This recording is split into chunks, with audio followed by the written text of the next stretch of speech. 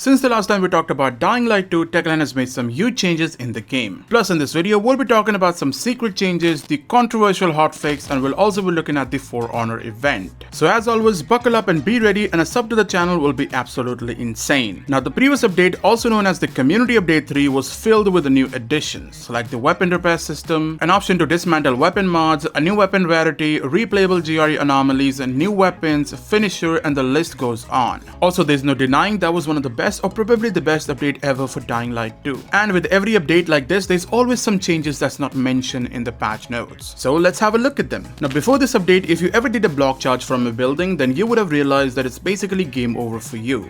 It was at this moment that he knew. He fucked up.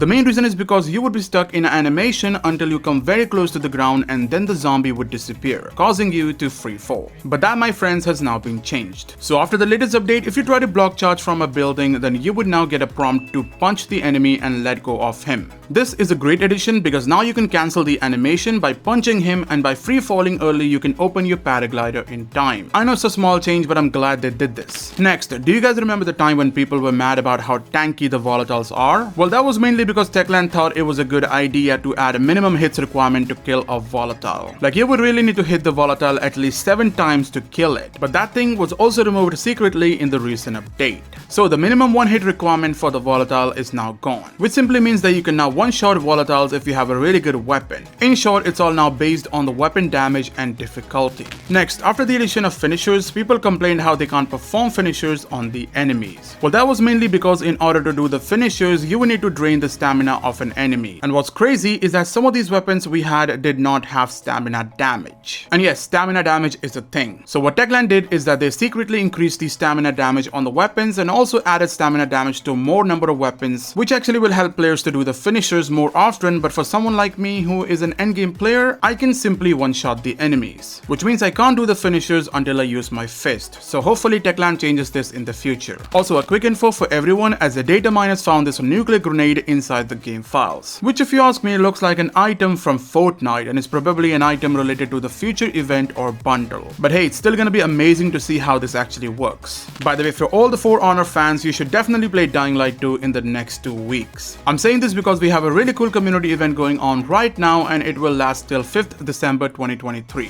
Now the event is surely unique as it adds 3 warriors from the For Honor game into the Villador. Yes, if you travel around the city, you will now find these 3 warriors as bosses. They basically spawn randomly, and this is the logo that tells you where they are. So once you go there, you will find either one of these warriors all by themselves, or you will see them fighting each other to death.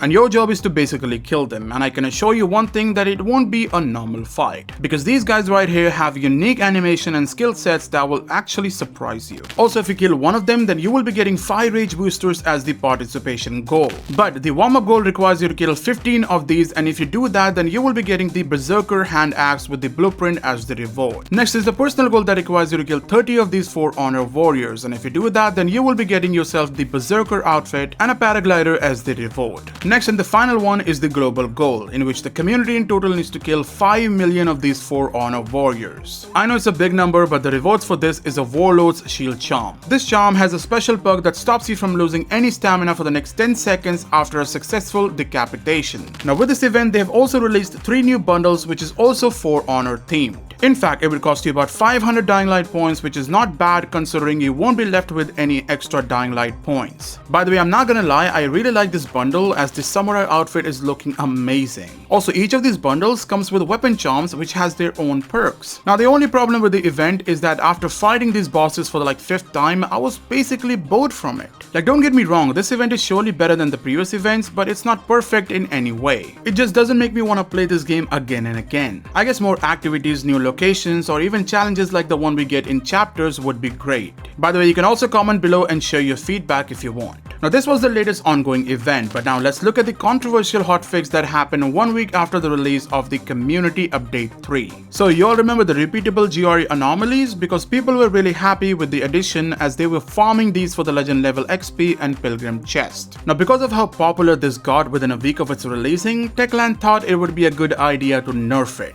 or I should say in their words, balance it. So what did they do? Well, they decreased the amount of legend points one gets from the GRE anomalies. Like they made a change where you get a certain points based on the difficulty you are playing. So you get 750 legend points on easy mode, 1000 legend points on normal mode, and 2000 legend points on hard difficulty. Now what's crazy is that previously on easy mode you were getting 2250 legend points, and now you're going to get 750 instead, and that, my friends, is a big nerf. I say that because killing a GRE aberration after few levels is not easy, and Techland needs to reward player properly. Otherwise the grinding will just feel useless. In fact, they did not stop there. After this, they actually went on nerfing the boosters again, this time nerfing the tank level 9 outfit in the process. So toughness booster was mainly used by everyone because it made you invincible for some time. But because of the ongoing nerfs, the booster is now basically useless. Also, the amount of upcoming damage it blocks has been reduced by a lot, which means you can get killed even when boosters are used. Plus, the tank outfit has perks that also reduces the damage taken, but Techland fixed that too, which means it's also basically useless now. I seriously don't understand why Techland likes nerfing these things. Like, those perks on the outfits are random, and if somebody's lucky to get those perks, they should benefit from them. Why does Techland has this perk system if they just keep changing how the perk works? Like, it really makes no sense. Also, there was a bug that allowed players to one-shot kill the GRE aberration. The trick was to grapple the Revenant as soon as it's about to land on the ground right after spawning. If you time it correctly, then it would look something like this. You see, it's so broken. That's why I'm glad Techland fixed this bug. Next, Techland has finally added an LOD variance in the tool for the community maps. Now this is a huge addition because now people can create bigger maps in Dying Light 2 without having to struggle with the lag.